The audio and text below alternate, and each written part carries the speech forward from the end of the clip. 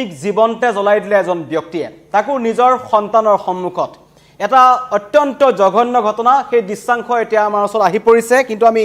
অসম্পাদ্য ৰূপত আপোনালোকক দেখুৱাব নোৱাৰো ইমানে এক ভয়ংকৰ দৃশ্য গাৰনুম হিয়ৰি যোৱা এক দৃশ্য আৰু এই ঘটনা সংঘটিত হৈছে উত্তৰ প্ৰদেশৰ গ্ৰেটাৰ নয়ডাত এগৰাকী 26 বছৰীয়া মহিলাক নিজৰ সন্তানৰ সন্মুখত ডিঙিত ধৰি সুচৰাই আনি নিজৰ স্বামীয়ে পেট্ৰল ঢালি এটা লাইটাৰ মাৰি জ্বলাই দিছে আৰু অতি সংকটজনক অৱস্থাত সেই 26 বছৰীয়া দুৰ্ভগীয়া মহিলাগৰাকীক পৰিয়ালৰ লোকে চিকিৎসালয়লৈ লৈ গৈছিল কিন্তু চিকিৎসকে তেখেতক মৃত ঘোষণা কৰিছিল আৰু তাৰ আৰত আছে 36 লাখ টকা এই যিজন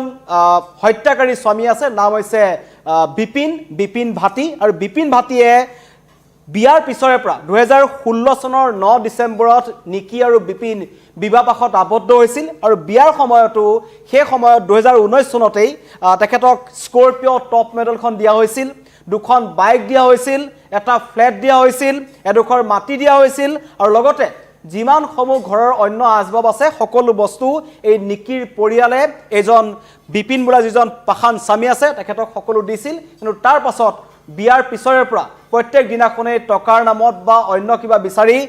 অতিখাদ্য চলাই গৈছিল শাৰীৰিক নিৰ্যাতন কৰিছিল মন গলেই মাৰপিট কৰিছিল আৰু 9 বছৰ নিৰ্যাতন সহাৰ পাছত অৱশেষত পৰখীৰ দিনটোত নিজৰ ইহতো বিয়াৰ পাছত যেটো 9 বছৰ হৈ গৈছে এই বিপিন আৰু নিকিৰ জীৱনলৈ এটি পুত্ৰ সন্তান আহে আৰু এই পুত্ৰ সন্তানৰ সন্মুখতেই নিজৰ মাতৃক জ্বলাই দিলে এজন বিপিনে তাৰ পাছত এতিয়া বিপিনক আটক কৰা হৈছে কিন্তু এই ঘটনাই পুনৰবাৰ প্ৰমাণ কৰিছে ৰাজ্যত যি বেটি বচাও বেটি পঢ়াও যেটো ধৰণৰ এটা স্লোগান আছে আৰু চৰকাৰেও মহিলাসকলৰ শিক্ষা বা তেখেতলোকৰ যিসমূহ সমাজত জীয়াই থাকিবৰ কাৰণে যি ধৰণৰ তেওঁলোকে পাব লাগে তাৰ কাৰণে যিসমূহ ব্যৱস্থা কৰিছে সকলো যেন ফুটুকাৰ ফেনত পৰিণত হৈছে কাৰণ একাংশ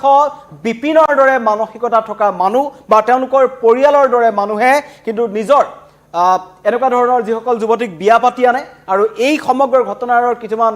অবৈধ সম্পৰ্কৰ কথাও পোহৰলৈ আহিছে এই বিপিন নামৰ 28 বছৰীয়া যিজন ব্যক্তি কথা কোৱা হৈছে যিজনে নিজৰ পত্নীক জ্বলাই দিছে সেই দিনাখন সেই সময়টোত সেই ঘৰখনত তেখেতৰ মাতৃ আৰু পিতৃ উপস্থিত আছিল আৰু অভিযোগ উত্থাপন হৈছে যে স্বামী পৰিয়ালে সম্পূৰ্ণ পৰিকল্পিতভাৱে নিকিক অগ্নিসংযোগ কৰিলে আৰু তেখেতক মৃত্যুৰ মুখলৈ ঠেলি দিছিল 36 লাখ টকা দাবী কৰিছিল এমাহৰ ভিতৰত 36 লাখ টকা দিবলৈ দাবী কৰা হৈছিল আৰু নিদিয়াৰ কাৰণে এই গ্ৰেটাৰ নয়ডাৰ চিৰসা গাঁৱত এই জঘন্য ঘটনাটো সংঘটিত হ'ল স্বামী আৰু শহুৰেকে মিলি এগৰাকী নিকি নামৰ যুৱতীক জ্বলাই দিছে আৰু এই ঘটনাক লৈ এতিয়া সমগ্ৰ উত্তৰ প্ৰদেশত এটা চাঞ্চল্যৰ সৃষ্টি কৰিছে সকলো একেমুখে কৈছে যিখন উত্তৰ প্ৰদেশৰ চৰকাৰ আছে যোগী আদিত্যনাথৰ চৰকাৰ তেওঁলোকে শত্ৰু বা এনেকুৱা ধৰণৰ কৰ্মকাণ্ড কৰা একাংশ লোকৰ বিৰুদ্ধে যথেষ্ট কঠোৰ হয় কেতিয়া এইজনক ধৰিব বা তেখেতৰ ঘৰ কেতিয়া ভাঙিব সেয়া কিন্তু এতিয়া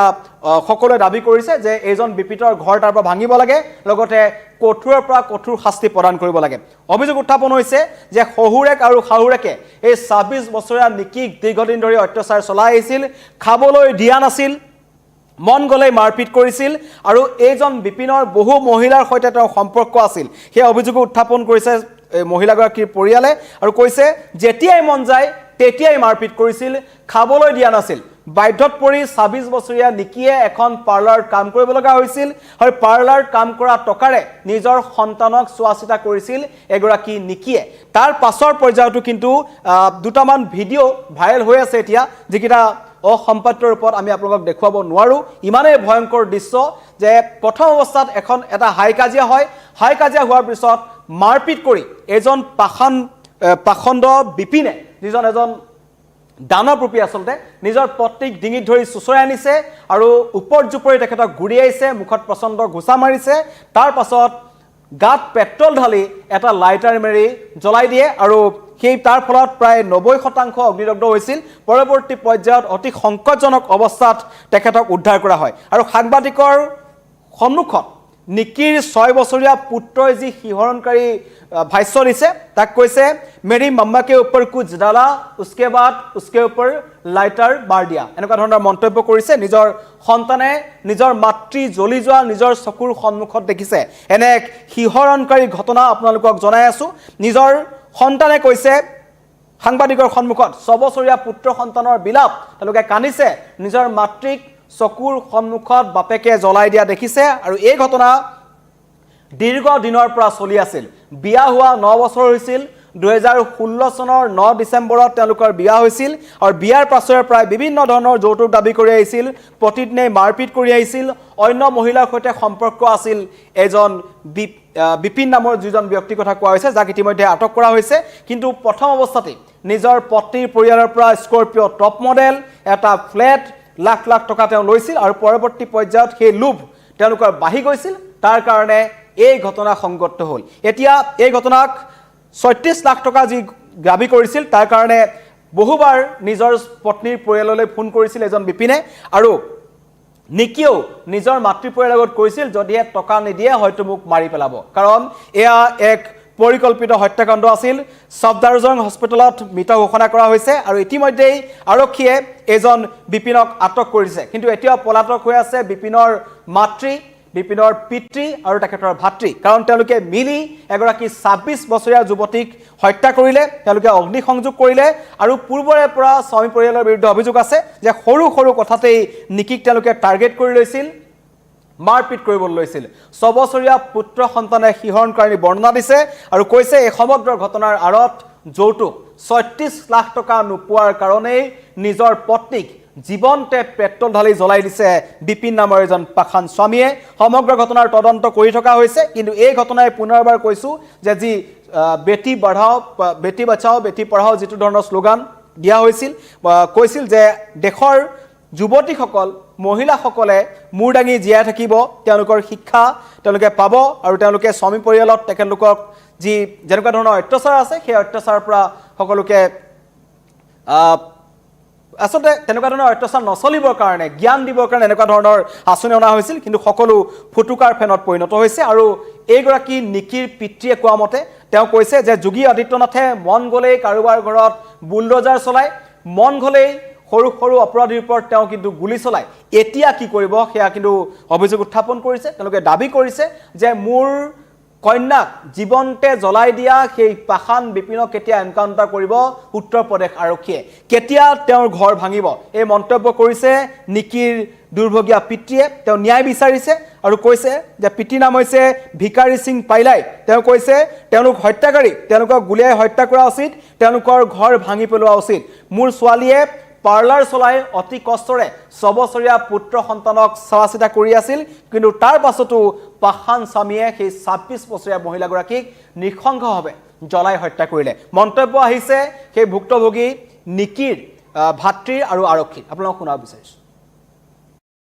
मैम 2016 9 दिसंबर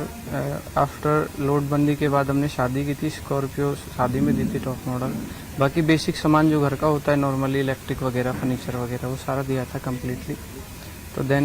उसके बाद चीज़ें ऐसी हैं 2016 में और अभी 2025 में 9 ईयर का गैप है तो 9 ईयर में चीज़ें चेंज होती हैं और बाकी मैरिटल अफेयर भी थे लड़के के बाहर दोनों के हैं हमारे इस केस की जो भी चल रहा है उसको थोड़ा फास्ट वे में चलाया जाए और जो अपराधी हैं उनको कड़ी से कड़ी सज़ा मिलनी चाहिए योगी सरकार है मैम एक बाइक चोर को भी गोली मार के वो जेल भेज देते हैं तो मैं नहीं बोलता कि गोली मारो मैं चाहता हूँ कि कड़ी से कड़ी सज़ा मिलनी चाहिए महिला जलने से भर्ती हुई है जिसे सफदरजंग रेफर कर दिया गया है पुलिस ने तत्काल संज्ञान लेते हुए फोर्टिस हॉस्पिटल से होकर सफदरजंग पहुंची लेकिन रास्ते में ही उस महिला की मृत्यु हो गई परिजन मिल गए थे पुलिस ने पंचायतनामा कार्रवाई करके पोस्टमार्टम कराया परिजनों ने उसका अंतिम संस्कार किया जो मृतका है उसकी बहन की तहरीर पे सुसंगत धाराओं में थाना कासना पे मुकदमा पंजीकृत किया गया पति और उसके परिजनों के खिलाफ पुलिस ने कार्रवाई करते हुए पति विपिन को हिरासत में ले लिया है মন্তব্য শুনিলে সমগ্ৰ ঘটনাৰ তদন্ত হৈ আছে কিন্তু গ্ৰেটাৰ নয়ডাৰ এখন যি সিৰসা গাঁও যেটো ঘটনা সংঘটিত হ'ল সেই ঘটনাই সকলোৰে চকু কপালত তুলিছে আৰু সকলোৱে বিচাৰিছে যে দুখীৰ কঠোৰৰ পৰা কঠোৰ শাস্তি হওক কাৰণ এনে ঘটনাক সংঘটিত কৰি কাৰণ দ্বিতীয়বাৰ বিবাহ কৰিবলৈ বিচাৰিছিল এইজন বিপিনে আৰু এই তাৰ কাৰণে হেঙাৰ হৈছিল নিকি সেই কাৰণে নিকিক বাটৰ পৰা আঁতৰাবলৈ বিচাৰিছিল এজন বিপিনে আৰু ভাবিছিল যে পত্নীক আঁতৰাই দিয়াৰ পাছত পুনৰ বিবাহপাশত আবদ্ধ হ'ব পুনৰ বিয়া পাতিব পুনৰ যৌতুক দাবী কৰিব, পুনৰ এগৰাকী মহিলাক হত্যা কৰিব। এই ঘটনাই সমগ্ৰ দেশজুৰি এটা তীব্ৰ চাঞ্চল্যৰ সৃষ্টি কৰিছে আৰু যিটো ভিডিঅ' আহি পৰিছে সেই ভিডিঅ' দেখুৱাব নোৱাৰি। এক ভয়ংকৰ দৃশ্য, গাৰ নোম শিয়ৰি যোৱা এক দৃশ্য। কোনো সুস্থ মানুহে আচলতে সুস্থ মানসিকতাৰ মানুহে এনেকুৱা ঘটনা সংঘটিত কৰিব নোৱাৰে। 9 বছৰে নিৰ্যাতন সহি তিলকৈ মৃত্যু হ'ল এগৰাকী নিকিৰ 26 বছৰীয়া। 2016 চনৰ 9 ডিচেম্বৰত যুগ্ম জীৱনৰ পাতনি মেলিছিল বিপিনৰ সৈতে আৰু বিয়াৰ পাছৰে পৰাই নিজৰ নিকিৰ পৰিয়ালে যথেষ্ট সা সম্পত্তি এইজন বিপিনৰ হাতত দিছিল। প্ৰথমতেই স্কৰপিঅ'ৰ টপ মডেল দিছিল, ফ্লেট দিছিল, যাৱতীয় যিমান সামগ্ৰী লাগে সিমান সামগ্ৰী দিছিল। তাৰ পাছত লাহে 2016 চনৰ পৰা প্ৰত্যেক বছৰত 2-3 লাখ টকাকৈ তেওঁলোকে দিব লগা হৈছিল, নহ'লে হত্যাকাৰ ভাবুকি প্ৰদান কৰি আহিছিল। কিন্তু একমাত্ৰ পুত্ৰৰ মুখলৈ চাই তেওঁ যি লাগে সকলো দি গৈছিল। কিন্তু শেষত সেই 6 বছৰীয়া পুত্ৰৰ সন্মুখতে মহিলাগৰাকীক জ্বলাই দিলে নিজৰ স্বামীয়ে। আৰু এতিয়া সেই স্বামী গ্ৰেটাৰ নয়ডা আৰক্ষীৰ হাতত আছে, তেখেতক আটক কৰা হৈছে, তদন্ত কৰি থকা হৈছে। কিন্তু এতিয়াও পলাতক বিপিনৰ মাতৃ আৰু পিতৃ আৰু লগতে ভাতৃ, তেওঁলোকৰ পৰিয়ালো সমান জগৰীয়া। সকলোৱে কৈছে যে এওঁলোকৰ এনকাউণ্টাৰ হওক, জীয়াই থকাৰ অধিকাৰ তেওঁলোকৰ নাই। উত্তৰ প্ৰদেশ চৰকাৰে যিদৰে ক্ষিপ্ৰ তদন্ত তেওঁলোকে কৰে, তেনেকুৱা তদন্তই তেওঁলোকে কৰক, এনকাউণ্টাৰ কৰক, তেওঁলোকৰ ঘৰ তাৰ পৰা ভাঙি দিয়ক, যাতে অন্য কোনো মহিলাক স্বামী পৰিয়ালে বা স্বামীয়ে এনেকুৱা ধৰণৰ কাম কৰিবলৈ 100 বাৰ ভাবিব লগা হয়। এনেকুৱা ধৰণৰ কাম কৰিবলৈ যোৱাৰ আগত 100 বাৰ ভাবে। তেনেকুৱা ধৰণৰ তদন্ত হওক, উচিত শাস্তি পাওক, সেই ঘটনাই কৈছে। ইতিমধ্যে স্বামী বিপিন আৰক্ষীৰ জিম্মাত আছে আৰু বাকীকেইটাকো বিচাৰি থকা হৈছে। অতি শীঘ্ৰেই অভিযুক্তকেইজনক আটক কৰা হ'ব। কিন্তু এই ঘটনাই পুনৰবাৰ সমগ্ৰ দেশজুৰি তীব্ৰ চাঞ্চল্যৰ সৃষ্টি কৰিছে যে 36 লাখ টকা দাবী কৰা স্বামীৰ পৰিয়ালে জীৱনতে জ্বলাই দিলে এগৰাকী মহিলা। ধন্যবাদ।